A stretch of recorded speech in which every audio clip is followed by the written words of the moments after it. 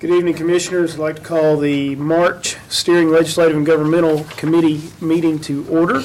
Our first item of business is to approve the minutes from our February meeting. Commissioner Phillips. Mr. Chairman, I move that they be approved as mailed. Have a motion, to have a second? Second. All those in favor, please say aye. Aye. Motion carried. Next item is the appointment of Judicial Commissioner Patrice Moore. Move that she be approved. Have a motion? Second. All those in favor? Aye. Any opposed? Motion carries. Next, we need to fill a vacancy on the Board of Zoning Appeals to fill the unexpired term of Tony Webb. This term is set to expire on October 2013. Commissioners, I believe you received 4 applications. Make sure that's right. Joe Herbert, Joseph Machado, Michael Anderson, and Velton Jordan. I know at least a couple of those, maybe 3 of those are in the audience, maybe all of them. Mr. Herbert, are you here? Joe Herbert. Okay, I do not see Mr. Herbert. Typically, gentlemen, what we do is we just ask if you are here, if you want to say a few words to the committee, you just tell them why you're interested in the position. Mr. Machado, we'll let you go first because your application's on top, and also you've done this before, so. Yes, I have. Well, I've lived in Rutherford County all my life, and, I just wanted to give back to my community something, so I put in, and I've been on BZA as an alternate since September of '07, and have thoroughly enjoyed it, and have had a chance to vote several times. And I think it would be an honor for me to step into Tony Webb's place if he also desire. Okay, thank you, Mr. Machado. Anybody have any questions for Mr. Machado at this time? Any other boards or commissions that you're on, Joe? Yes, I'm on Codes, Enforcement and Appeals Board. Okay. How long have you been on that? About 3 years. Okay, thanks. All right, next I have Mr. Anderson. Yes, my name is Michael Anderson. Good evening.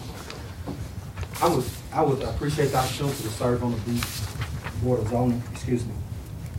I serve currently on the Rutherford County Road Board as well as the Rutherford County Beer Board, and I thoroughly enjoy the opportunity of working in my community and doing anything that I can do that can be beneficial to my community. Thank you. Any questions for Mr. Anderson? None at this time. And next, Mr. Jordan. Yes, my name's Velton Jordan, and I would certainly enjoy the opportunity to work with this group. I've not served on any boards in Rutherford County, although I've been in and out of Rutherford County throughout my career over the last 30 years or so. Years ago, I did serve as the chairman for at that time was the United Way Fund, which has grown significantly now with the changing and also with the different management that we have over the United Way Fund. Kind of like Mr. Machado, and I do know Joe and some of the other members on the Zoning Appeals Committee, but I want to give back, and I have had Rutherford County has been very good to me and my family over the years, and I do see this as an opportunity to give back and also to learn what's going on in our community and perhaps be able to share some of my industrial experience that might be of benefit as well. So I would look forward and would appreciate the opportunity to serve. Thank you, sir. Anybody have any questions of Mr. Jordan? Seeing none, do we have a motion? Make a motion that we nominate all of them and vote on one, please. There is a motion. We have a second. Second. All those in favor, please say aye. Aye. All right, Ms. Becky, will you please call the roll? Mr. Chairman. I'm sorry.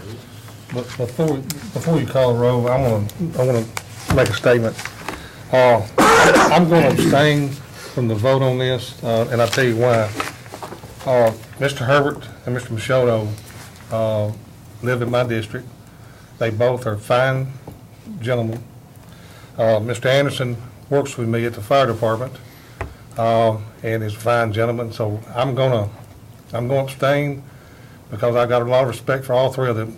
The gentleman, and I don't know you that well, but what I hear, you're a good man as well, Mr. Jordan, and I'm going to abstain from the vote.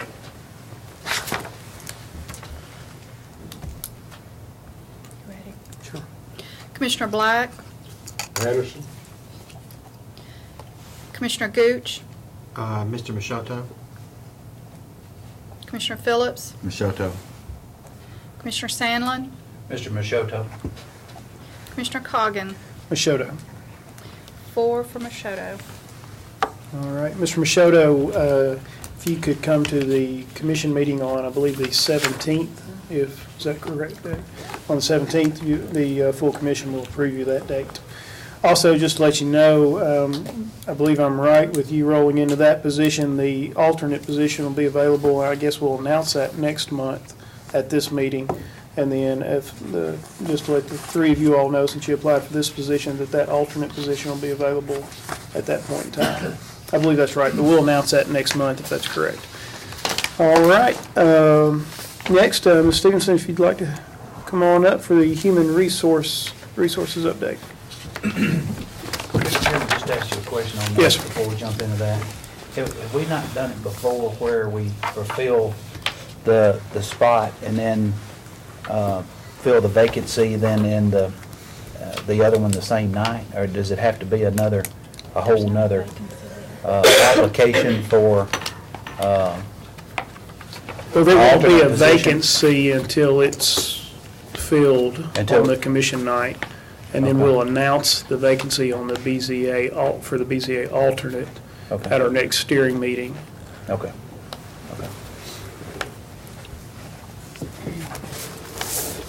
I believe that's correct. That's correct. Okay. I know I've given you several pieces of paper. The first one I'm going to go over, though, is the fourth quarter, which would have been for October, November, and December of 2010. I'm trying to do a quarterly report with you guys at the end of each quarter on the next available meeting. Some points of interest on this is that during that time frame, we had 195 applications for 8 openings, and we got the applications from 5 different states. So we did have good turnout for the positions that we did have posted, and I think from those postings that we got some really qualified candidates for that. Under the employee statistics, we thought it was interesting, we was talking in the office, that we had 10 births during that quarter span. So we had a lot of babies in October, November, and December. The turnover rate for the county during that time was 2.21%. And that was for 2009, but for fourth quarter 2010, it was 1.64.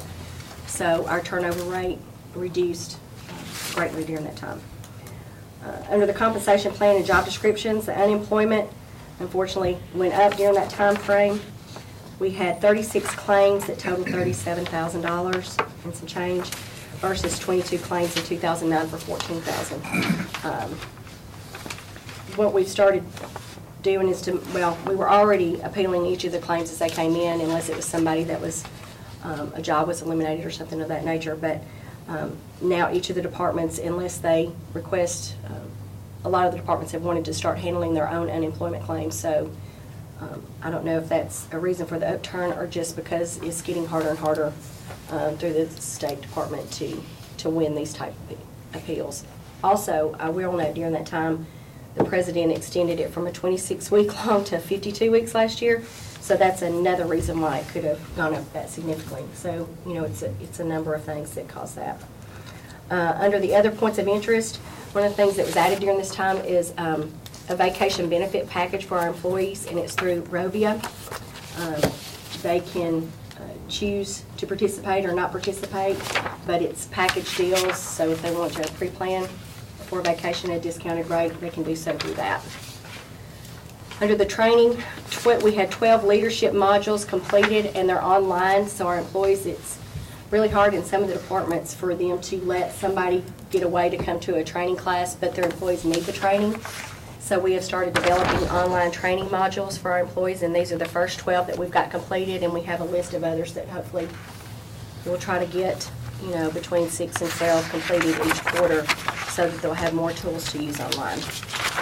Are there any questions about this report? I didn't follow completely the vacation. Are you adding a benefit or increasing a benefit or what? Well, it's kind of like a supplemental benefit. They can choose to participate in it. It's $19 a month, $19.95 a month. And what happens is they have all these packages that they put together. They do bulk buying, kind of like a Sam's. It's called wholesale. It's very similar to a Costco or Sam's. They bulk buy vacation trips, like they may buy a whole floor of a hotel or a whole flight of a plane or a whole cruise ship for one time. And then because they buy in bulk, they get a reduced rate, and then they pass that on. So it's a membership. You can choose to participate or not. So we're not changing the benefit? No, sir. Okay, thanks. It's just an added value, something that they could have at a reduced rate. Thank you. Any other questions? Mr. Chairman, if there's no other question, I make a motion to approve the report. Have a motion, we have a second. Second. All those in favor, please say aye. Aye. Any opposed? Motion passes. The next two packages you should have received is, last year, if you recall, we did an employee survey, and we discussed this employee survey going out, and we did, as recommended, that we took the questions that we asked the prior year. We asked the same questions, but we added to it, if there was anything, like the responses that we received last year, if it was, you know, to add more parking places or something, and we would put on there per suggestions last year, we did X, Y, Z. Are there any additional requests that you would have? On the supervisor report, which means the department heads, elected officials, directors who fill this out of 18, there were 20, out of 22, 18 responded, which was an 82 response rate, which we felt was really good. Under the questions is they were wanting a timekeeping system, which that is something the county's in the process of doing throughout several departments. We've got those added in. Currently, human resources, insurance, the mayor's office, OIT, finance, are several of the departments that are already on it. I know that the sheriff's office has requested this program for their department and several others. So that's one of the things that we are working in place right now, so hopefully to have a timekeeping system for the departments, and if they're elected officials so choose to use it, they'll be able to as well. It says a fair pay plan for all.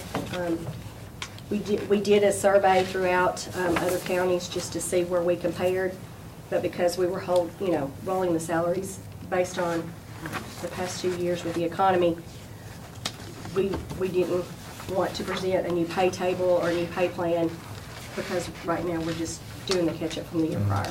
So, under number 4, it says, is your confidence or comfort level with the HR department changed? And under the note, it says 18.7%. So it was interesting to me to know how many people,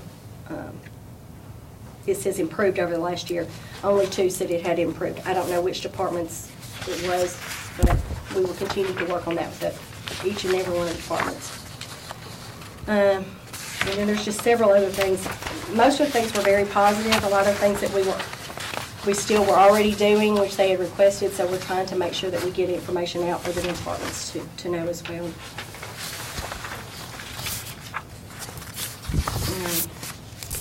The leadership training, that was one of the items that they addressed, is they wanted more training, and that's where the modules came in. Item number 11 was requesting additional training time.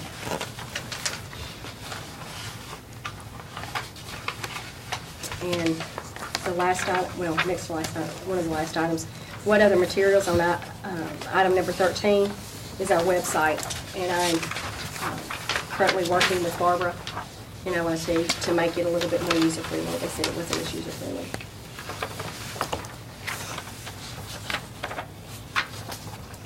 Any other questions about those?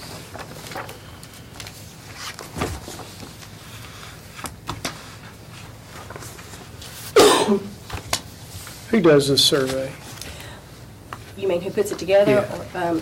Our office put the first one together last year, and we used SurveyMonkey to create the survey, and it compiles the information for us. Okay. And I was just curious.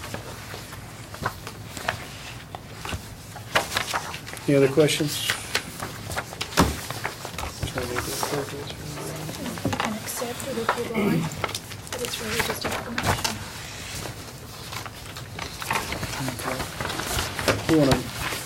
You gonna do this one next, or do we already do that? the employees was, Right. out of 557 employees, only 100 responded, so we only had 18% response. What I will say to that is we did add up all the employees that was based on what OIT said as having an email address, because some of our employees don't have access to the emails or the internet in order to receive this. So 557 of our population did, and so we only had 100 to respond. And that's something that we'll just have to continue to work on with the supervisors to make sure that they approve or give them time to respond to this survey, because it benefits them as well as it does everyone else. What would it take for all the employees to be able to have the email before we can communicate? Is that, That's really an OIT question. I didn't know if you I know knew. that there's some expense involved in it, because every time you add a user, you have to buy a new user agreement, and there's a fee for that. And I don't really, I know that they've added, the sheriff's department now has gone into our email system, I do know that. And I know that the clerk's office is looking at adding, they had removed email access, but they are looking at adding that back in. And then some of the employees, just like at the convenience centers and stuff, there's just no way Yeah, to, right. you know, to put a computer, some of their jobs just, it's almost impossible to Right. give them the access that they need. I'm just, bringing it up for communication purposes, Well, we rely heavily on their, supervisors to communicate with them. That's one of the things we rely heavily on. One of the things they mentioned in question number 2 was about their satisfaction with their position, and one of the comments was advancement opportunities. One of the things that we've started doing, and we've requested through all the departments, if they have a position to come open, we do an internal posting first. Unless it's something so specific that it would require that we post it all over. If it's an administrative assistant position or admin support or something of that nature, to give them opportunity to advance within the county. And then if it's something that's unique, like a mapper or something like that, that's so unique that we have to, we post that externally from the beginning. Yeah. So,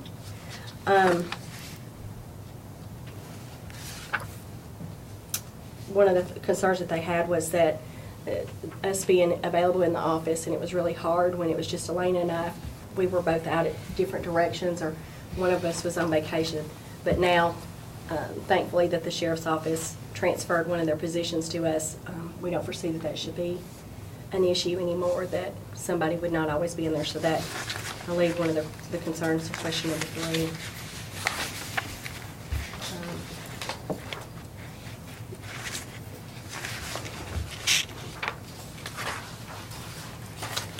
On question number 6, it was talking about department policies, the employee handbook. One of the questions that was posed was, or responses was, if they would like for the employees to be part of our handbook, creating our handbook. That would be extremely difficult to do. We have, 2 years ago when we revised the handbook, we included department heads that it was going to impact their direct department if it was a technology issue or something like that. This year, the handbook will be up for revision and for approval, and I have discussed with the department heads that I want each of them to read the entire handbook and just basically look over it and see. There's no way that we could, it would be impossible to let every employee review the handbook for their approval before we, submit it.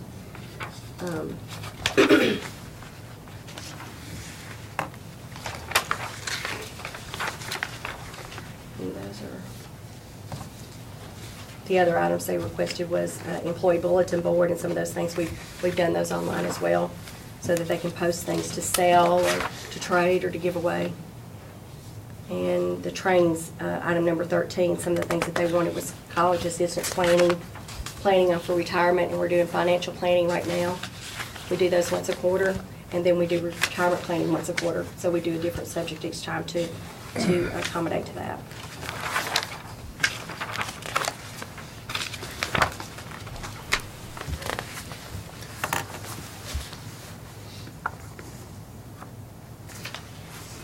Any other comments, any questions? I have a question on this previous report. On your exit interview, who does those? We do them twofold. If we know in advance, we like to have the employee to come into the office and speak. typically Elena does the exit interviews, and we have a list of questions that we go over with each person who's leaving, whether they're, leaving for another job or moving or whatever. And we'll cover those if we know in advance. If we don't know in advance, we do send a letter to their home with the questionnaire and also a return receipt envelope. Sometimes we give them back and sometimes we don't. We do phone calls to try to, because we like to know why people leave. I guess that's my next question. We only had 19, I guess, interviews for the last quarter. Why are people, is there some? The ones that we've had, some of the ones that we've had has been either they found another job, their family was leaving the city, whether they were moving to another state. We had a couple that were staying home, had the opportunity to stay at home because their spouse was going to be working somewhere else and it was a need for them to be there. And then some of them, left. Just didn't like the job. Well, they didn't really want to leave, but we asked Yeah. them to leave. And so, Okay. sometimes we get, and we do exit interviews of those individuals as Yeah. well as to what led up to why Okay. this and why. So not everybody wishes to participate though. So. Right.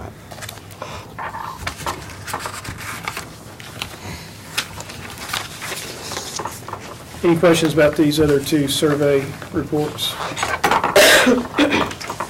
Get a motion to accept those? So moved. Second. All those in favor? Aye. Any opposed? That's your I hope he's- cue, I think. I hope he's not leaving me for myself for this.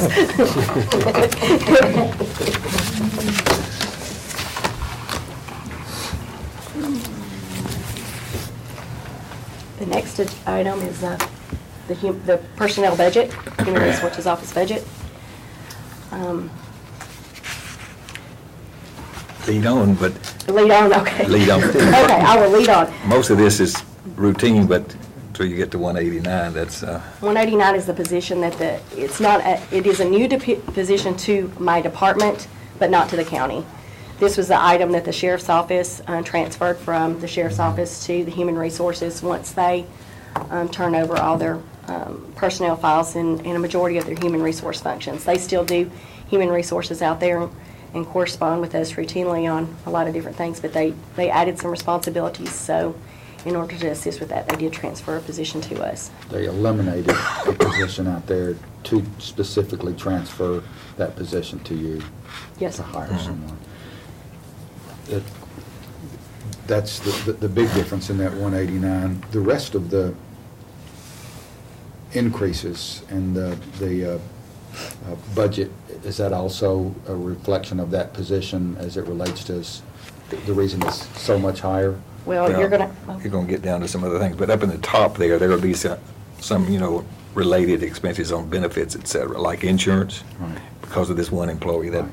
you have an increase there, and then, of course, the other things like retirement and Social Security, et cetera, will go up. But now you'll come on down a little bit further, you're going to get to some bigger numbers where we really have some additional cost added. Like 322. Yes, sir. That's the next one. Okay. And since we're talking about 322, we'll just go ahead and jump to that. Item number 322 is the evaluation and testing. One of the things that is in my job description is to help to oversee the drug testing and background checks for this county and those type things. In the past, the departments had taken care of their own background checks, drug testings, MVRs, all those type things. And mainly because there wasn't a human resources department, and so they handled it all within their own department. And it is my desire, and my office desire, is that we begin to do these for all the departments and to keep that in hand. Now, the sheriff's office already does their own background checks and stuff through TBI, and that will stay. They will continue to do what they're doing with that, and they'll also continue to do their own physicals and psychological evaluations. However, the remainder of the county, which would be under either DOT, which is the Department of Transportation, requires certain drug testings and randoms, and then also the psychological evaluations, which would be for the Correctional Work Center, Juvenile Detention, Ambulance Service, and PAWS, or psychological evaluations for those departments. So with things added, it would take us to $33,500. The way I came to this number is you have a background check packet that I gave you. The first page of that is all the items that we would like to begin checking for each new applicant that comes into the county. A lot of these things are things that we already have access to: the felony register, the sex offender, reference checks, employment history checks, education verification, and the terrorist database. But some of the things that would be added would be the criminal history, which would be, whether it be local, state, or national, credit checks only based upon the department. So that would be like the county clerk's office, who handles a lot of money, finance, any office that handles a lot of money, a credit check would be wise. And then the MVR history, motor vehicle, would be for individuals who drive our county cars or our ambulances or our solid waste, who does our trucks and stuff. So those are the type things that we would like to routinely check on each of our new applicants as they come in.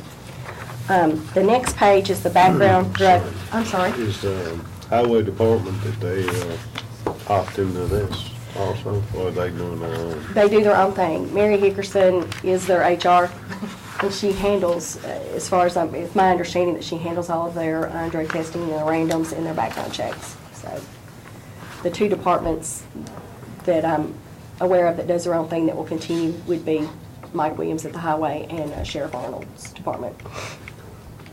And the next page has the background, alcohol and drug and alcohol check. For DOT, the requirements are 50% of your employee base that are DOT licensed.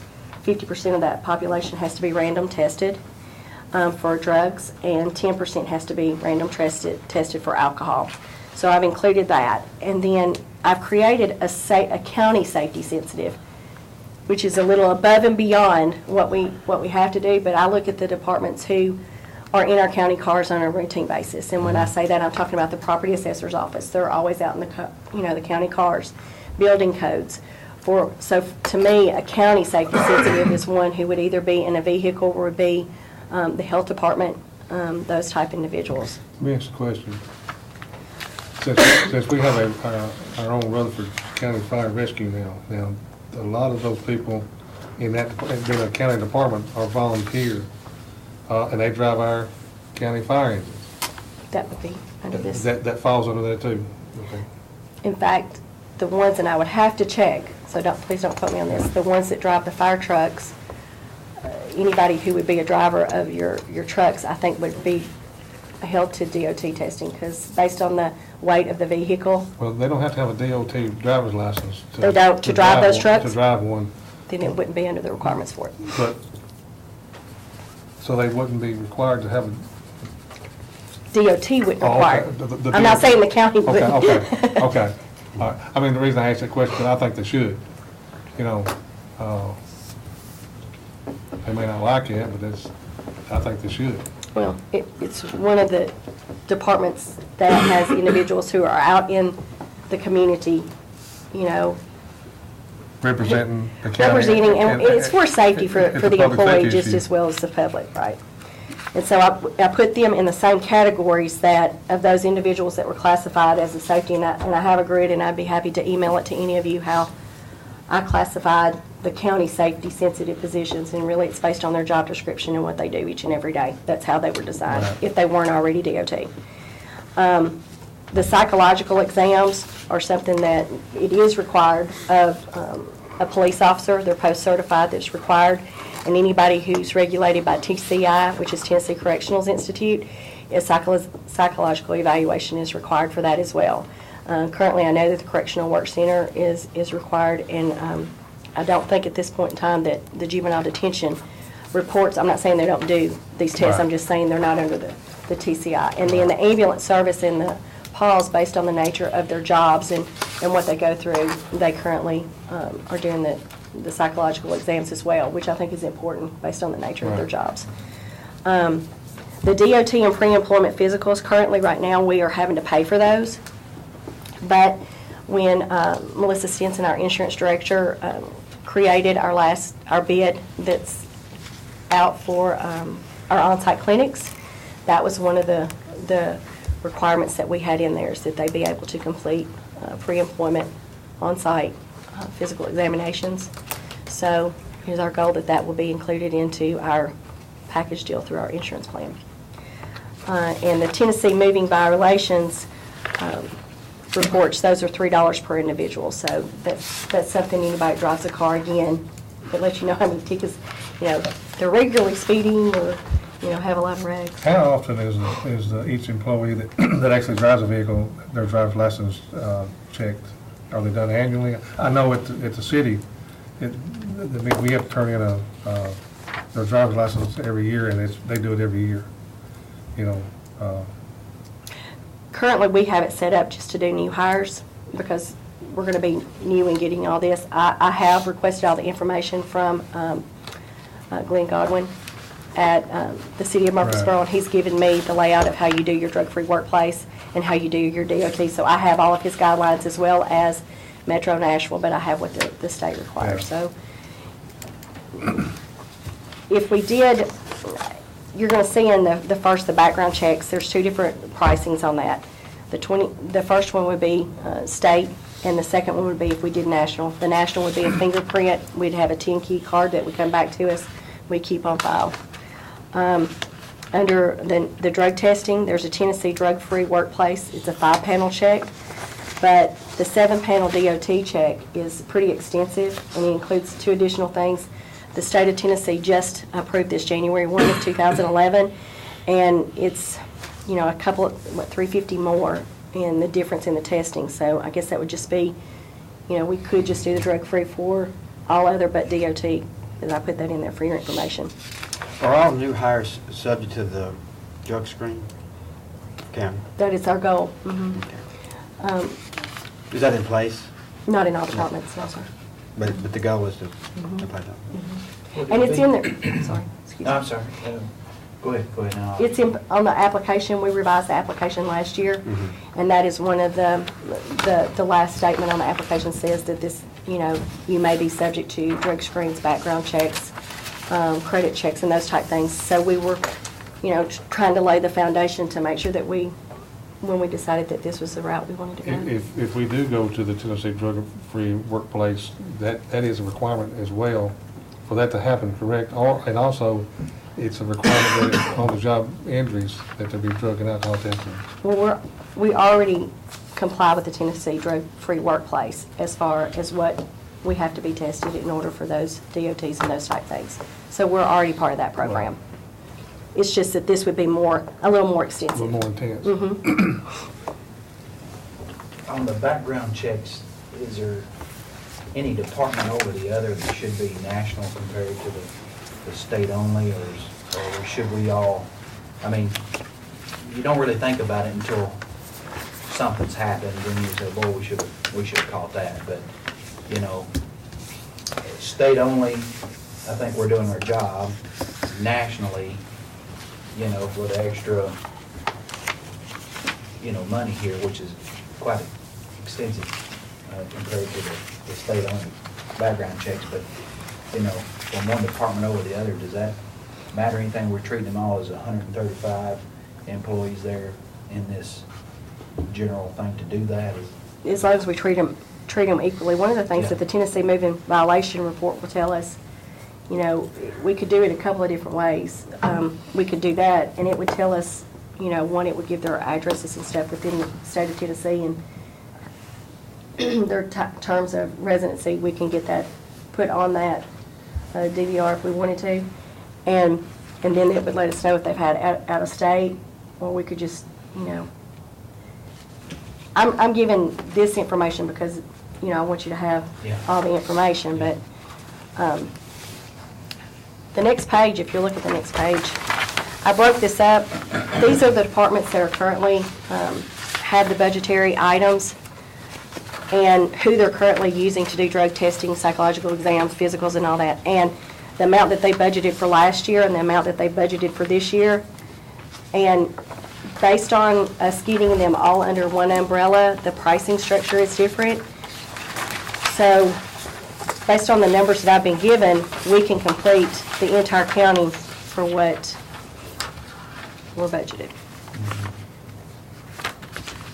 So this is coming out of their budget? That's based on That is my request now. That is my request. You know, so it wouldn't be that we're adding new monies to the budget. It's reappropriating, which is why I did them in italics so that you would see the difference. Now, I realize this is a huge step, and Yeah, we would reduce all these budgets on this last page by these amounts. So it'd be about a net zero as far as yeah, any cost changes. this year we budgeted 33.9, and based on, and I did it based on if we had the same year, 135 new employees in a year, those type things. I mean, I don't have really other trends to use. And I did it on other calculations. Based on the sheet, this sheet, if we went with the nationals, if you see item C is the national, and it's every department. That's what I was thinking, yeah, that's. It's the That's whole everything, load. so you got the full package on. You've got the full package. The psychological exams, one of the things that I found when we were looking at is depending on which provider we used, we were paying anywhere from $140 to $500. And that's where a lot of the savings came in, because those are pretty pricey. Is this something that we're going to have to write invitation to bid and all that, to get bid out and all that stuff? Well, we're already using these providers. Oh, we are? So they, at some point in time, were already bid, and those providers are already being used. The Aegis is how they pronounce it, is through Concentra. What happens on those is Concentra does the collection, and then they send it to an off-site lab. We can get the very same thing done through Concentra. I don't understand why we want to send it to Aegis for the additional monies if they can test it and get the same. Medical review officer has to look at them. It still has to go through the same process as it would through Aegis, so. So the only ones we're missing here is the highway department and the sheriff's department then in this. And, you know, who, the sheriff's department's using our folks, our providers right now though, right? Well, as far as they were using, still using. as far as the same. background checks, they're using TBI, Right. Okay, which we wouldn't have access to. okay. And that's one savings that we have as well, because the Correctional Work Center and Juvenile Detention would be able to utilize TBI as well.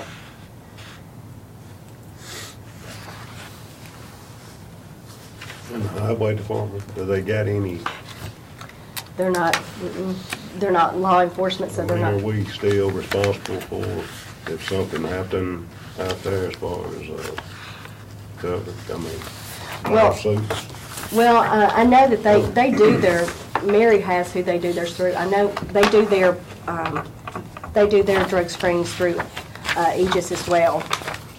It's on a random type thing, isn't it? They do a new hire, And new hire and pre-employment, and random. Sure. And then they have their alcohol testing. A lot of those employees out there have to have a CDL license, so they fall under. Yeah. They have to have physicals every other year. Well, some of them have to have physicals annual, and some have to have them every other year. It's really based upon when they receive their license, but currently they're doing their alcohol test, their drug test. They're using, what's the name of that? People, got it on one of these. Verified persons for their backgrounds. And then, so they've got everything in place to do the same things. Mary handles that for Mike. And I mean, once we get it started, if it was going well, they might decide they want to opt in. I can't say I haven't.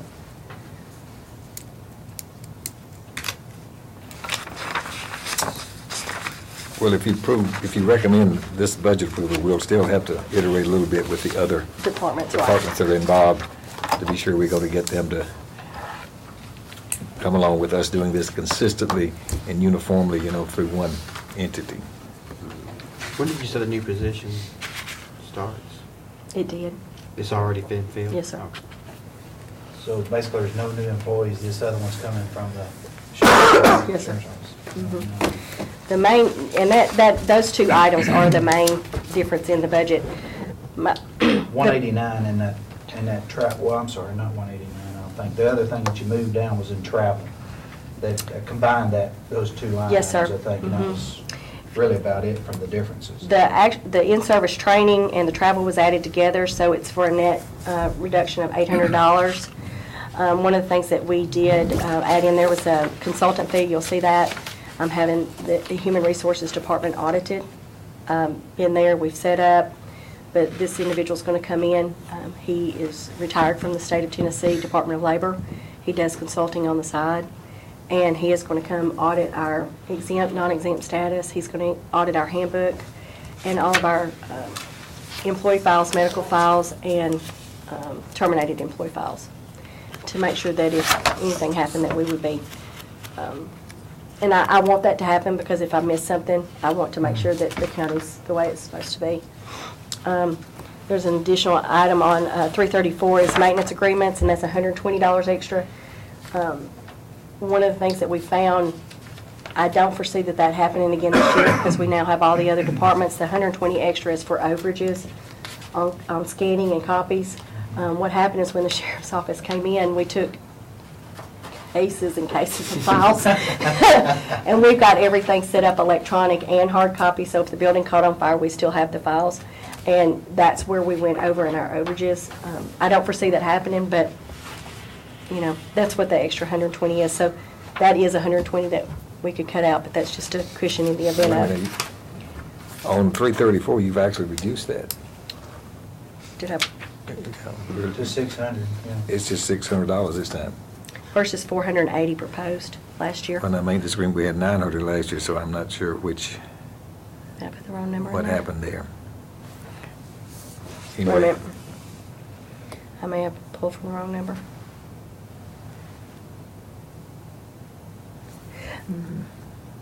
This was one of the ones Lisa had me combined. She had me move them from one to the Yeah. other. in any event, she can confirm that Yeah. 600. In any event, we reduced it by That's all right. $300, so you can't have that other 120. She ain't gonna use 120. The other thing was the 429, which is the instructional supplies. One of the things, based on our survey, was that our departments wanted their supervisors to have some supervisory training. One of the things that Elaine and I... It usually helps. Elaine and I both have used at our prior employment were DISC profiles. This is a personality assessment. It helps them determine their management style and how they handle situations. And this profile would give us an opportunity, then you train on it. It has a building class that you train on around that. So it would help them develop their style as a management and how to deal with situations that happen in the department. So that's what that 818 is for.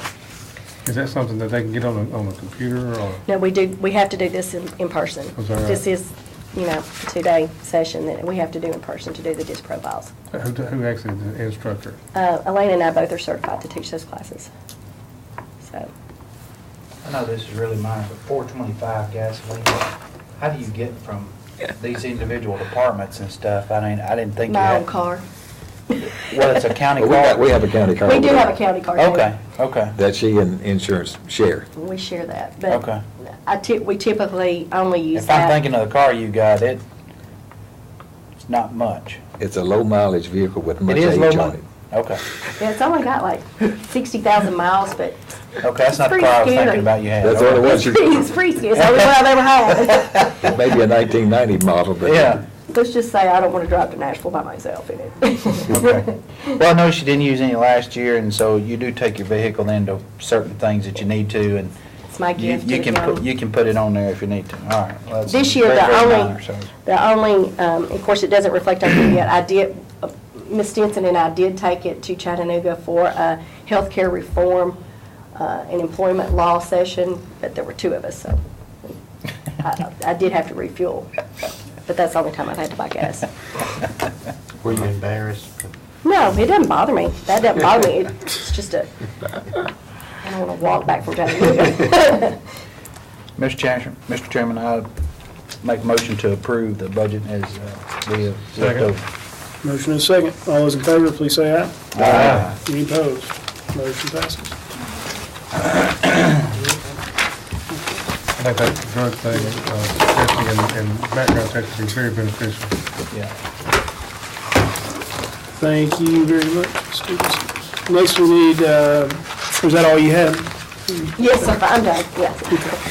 Next, we have a referral from the Health and Ed Committee regarding just how long a recommendation from a committee can, I guess, hang out there until it's addressed again or until it falls off into the great abyss of referrals.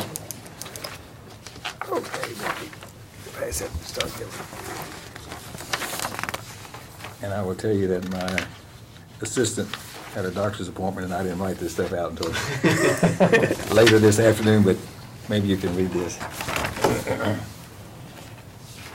This is my recommendation on how we might accomplish this, and it would be a modification to the Commissioner's Handbook.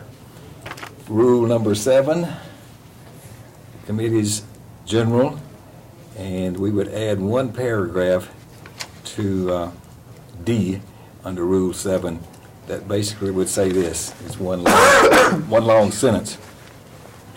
All recommendations made by any standing committee to either the Budget Committee or the full Commission that have not been acted upon by September the 1st with the appointment of new committees will lose standing and will be deemed not accepted.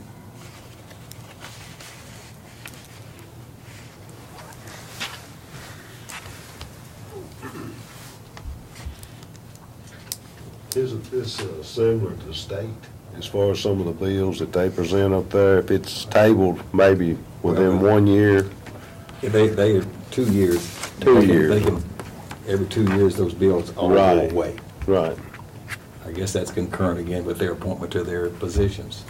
The state reps are all 2-year appointments.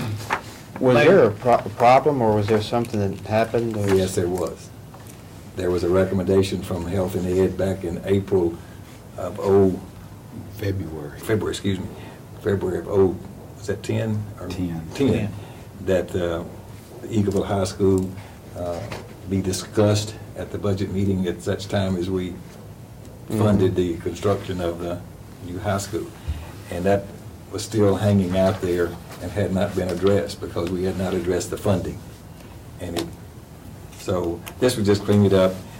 With every September, we appoint new committees. And with the appointment of new committees, if you hadn't acted upon a recommendation, that recommendation has no standing. So if something was done, Mayor, we could have 100 different scenarios, but I'm saying August, to come to a committee, another committee, say it comes from Health and Ed, then to Budget, then it's not a situation because we're acting upon it. From one committee to the next. These are simply recommendations from one committee to the next. Right. I kind of see what you're saying, and say it's something in August. I mean, I'm just trying to think out loud here, something that was acted on in the committee in August, and the new committee come on board in September 1st, is that going to create a problem as far as something that come up in August happening in September? Or July, and then get to August, and then for it to go, if it's some steps through committee levels or something, I don't want to get too unwound. I think it probably takes care of what happened, and I don't really know why it happened that way, but where we put off taking any action on discussing the recommendation that was made until such time as another event occurred. And that's the reason it didn't move forward. It just lay there until that happened, and it hadn't even happened. Yeah, it lay there from February of 2010 until February of 11. February 11. I can say that hung around Yeah. a while. It's a new committee, Yeah. an entirely new committee that discussed an entirely different approach to it, Steve. yeah. And then when it was made to the Budget Committee, different than the approach at the Health and Ed Committee, some of the people on the Health and Ed Committee said, what's going on here? Yeah. So the thing needs to be addressed before a year Yeah. because of other scenarios that may have developed along the way. It's way too long. Budget considerations, certain things like that may all come into play. Well, if it was a action made on that committee as far as an approval or denial, it would have been acted upon by that committee and sent on to then another, like budget, and then budget to full commissioner or something. But in this case, no action was done. It was just, basically, the conversation was tabled on it, or just brought up and just They made a nothing else happened. recommendation to send it forward to the budget committee to be discussed at the next time the budget discussed the funding. Oh, Issuing new money. okay. And then we had an election, And you put new members on the health and ed, and I think the Health and Ed approved the concept, if I remember correctly. Yeah. But I not, didn't bring the actual, but you're right. There was. It was just a Well concept. documented that the Yeah. health and ed committee made a recommendation for this discussion to take place at the next time they considered the issuance of new debt to build a new school. The concern that I had, maybe even some others had, is how long? You know, if it can go a year, can it go 2, can it go 3, can it go 4? How long? So this right here at least adds some timetable to it. I'd be more comfortable with 3 months rather than wait till September, but I think the issue, because a lot of things can happen. A lot of things with expenses and budgets and all kinds of things can happen in a relatively short period of time, but this at least gives a new committee the opportunity to, if it's not acted on then, it will have to come back before the committee to be acted on again. It makes it concurrent with the It does. appointment of new committees. And It makes a certain amount of sense. And You can always change it, modify it if it doesn't work, but we've only had this one occasion, but I think this would Right. clean it up for right now, and then you can see how, if anything else. Normally, maybe the commissioner in that area would have brought it back up or made us recognize it as far as the next committee, or the chairman of either committees would have maybe picked it up or something from February to The Health and Ed Committee after, yeah. chairperson and/or me, we should have notified the Health and Ed Committee clearly and distinctly that this was out there hanging, so they could have had opportunity to revisit that before it went to the Budget Committee I see. this last time, and we didn't do that. But also on that, I mean, there were some things not done too. I mean, they needed some numbers to go with that addition or new school or something. That wasn't part of the package too, so I don't know if that kind of come back into the school board, or I don't know if it come back to the health and ed, but you know. At a minimum, we should have told the Health and Yeah, Ed that I got you. little recommendation was out there, and you need to do something about it if you wanted to stay valid. Long and short, I agree, so I make a motion, put it on the floor to approve this. I'll second. Motion and second. And two, when there was something hanging around for a year like that, or maybe a little over a year, you know, as much business we have up here, people forget, you know, and it's not like anybody was trying to, I watched it that night in budget, and I knew it, but I didn't even think about it. And then in Health and Ed, when Jeff brought it up, you know, I realized then, I said, yeah, but you forget those things. So, All right. Any other discussion about that? All those in favor, please say aye. Aye. Any opposed? Motion carries. At least in September. All right, next, building naming procedures. Mayor? On this particular one, let me pass this out first. Can you not type, Mr. Mayor? I can type. Yeah, I can type. I just didn't see the Word document. And this happened about 4:30, 5 o'clock, so here you go. I had a solution on this one. Could this be, you know, our first building, Sandlin Building number 1, and then Commissioner Sandlin Building number 2 for the second building? That couldn't happen. Let me see.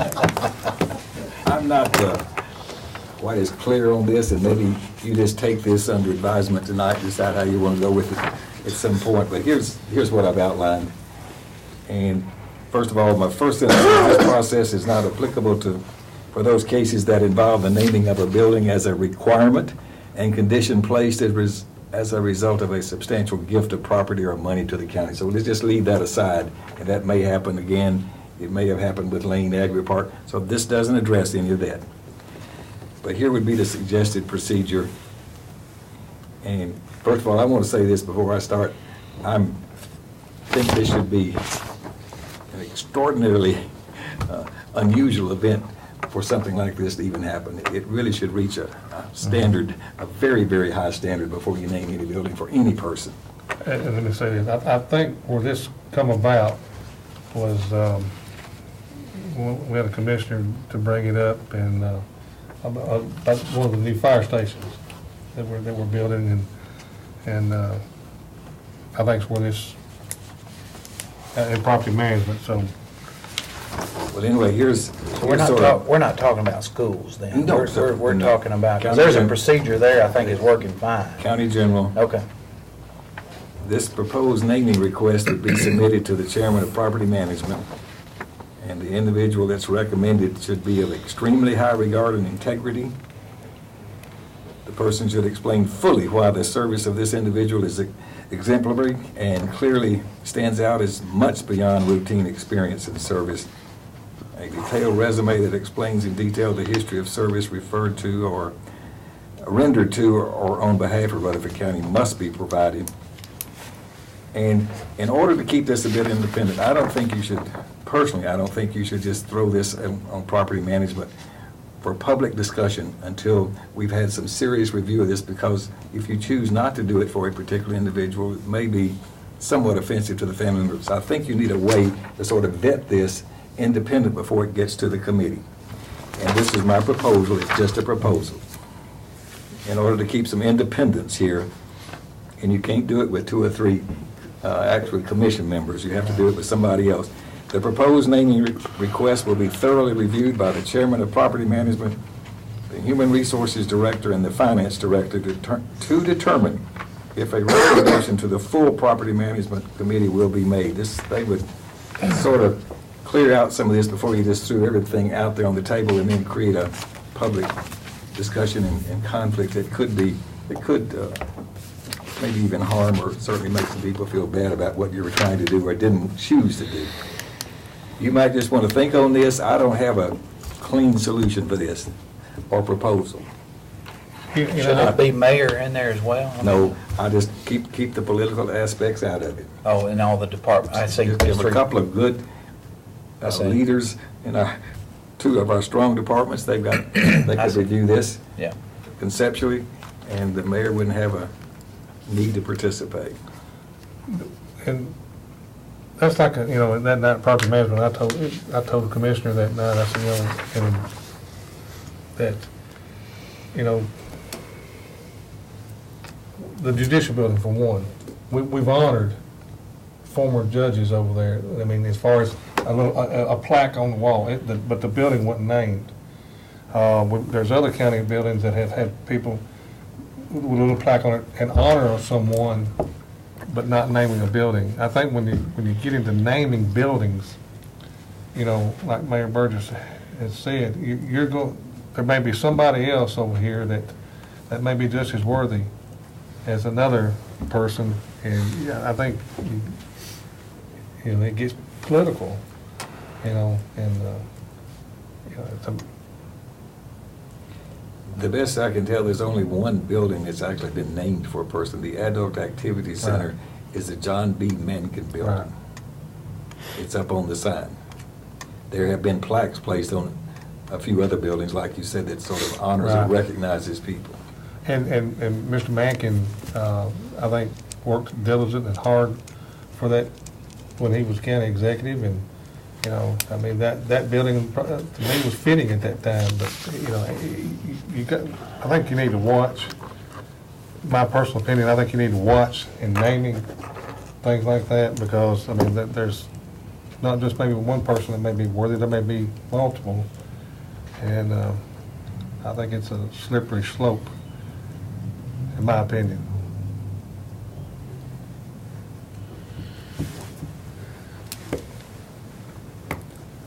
You may have any suggestions with what we want to proceed? I don't have a problem with it myself. I mean, this looks good that the mayor's drafted up here. We, as the commissioner said, this could be a very slippery slope, and this gives some direction on how we do that. And for a number of years, different things have popped up where we may name something, or whether it be a a school or a building or something, or a bridge, you know, we've gone through the bridge process, and I guess this would exclude bridges. So this, I'm not on bridges. and, you know, it's very difficult too, because, you know, it's, a lot of people are worthy or of being named after and stuff, and a lot of things have come out, you know, whether they donated the property or they donated the building, you know, to the county and signed that over to them. You know, it could be a different story, you know, or paying for the name, you know, in some sort or something. You know, it's a lot of these things have come about, but I think of putting it in a direction here that would be good. In this instance, excuse me, Steve, you, No, I'm good. in this instance, would the naming of a building, if it went through the chairman of property management and the finance director and the HR director, and they came back with a positive response, would it go before the full commission at that time? It'd first go to property management, Yeah. and then they would make a recommendation or not. Right. Then it would go to full commission. And the full commission, simple majority would rule? Yes, sir. I think if it met all of those restrictions that have been placed on it, it may even need to be passed by more than a simple majority, maybe a 2/3 majority or something like That'd that. be fine. You could put that in there. Just so it continued to meet that, High standard. Yeah, that high Very standard. And when you do this, it needs to be somebody that, you know, second to none, you know, whoever that person is. So, the type of things, I don't know that maybe it's come to your mind, but the type of things that might come to my mind would be if we had a soldier, as an example, who won a Congressional Medal of Honor or something like that, to name someone in some building on their behalf, might reach those standards. But someone who worked for the county for 40 years 40 and years. retired probably wouldn't meet those standards. Is that kind of what, that's kind of what I'm envisioning there. You know, it appears in passing this, right now, if I'm understanding everything correctly, we don't have a history, with the exception of the Adult Activity Center, to name buildings for people. I don't have a problem with this either, but in doing this, are we saying now we're going to have a policy to do it, and so now we're going to be faced with the task of naming any county buildings that are out there for people? Or if it's really a policy decision, do we want to get in the business of naming buildings for people, or do we want to say we don't name buildings for people? We can honor people at buildings of which they have impacted, the health department, fire halls, whatever it might be. Maybe we want to have policy to say we can honor as many people as we want to inside and outside those buildings, but maybe we don't want to be in the business of naming buildings, because there can be several great people in a community for a fire hall, and how do you pick between this, and this family? Good thing I'm not the chairman of the property management committee. It may just not be the business that we want to be in. We can honor people all day long without having to name a building for them. Good. Well, I mean, that's a point well taken. But if we pass this, we're saying we do this, and this is how we do it. But if you choose not to, you can just make a motion that you recommend that there be no buildings named for any individual. Or you can decide you don't want to make any decision right now, but We got until September 1st. We could just do that. It's a very, very good point you That made, is. Mr. Chairman. That's why Yeah. we put you in the chairman seat, you know, those good ideas like that. So, but you got a point. This could be saying that we do name buildings, and this is the procedure you go through, so. That way, it wouldn't hurt nobody's feelings. right. And I agree with you, Mr. Chairman. But then when you, well, never mind. I was gonna say, when you're faced with it, then we don't do it.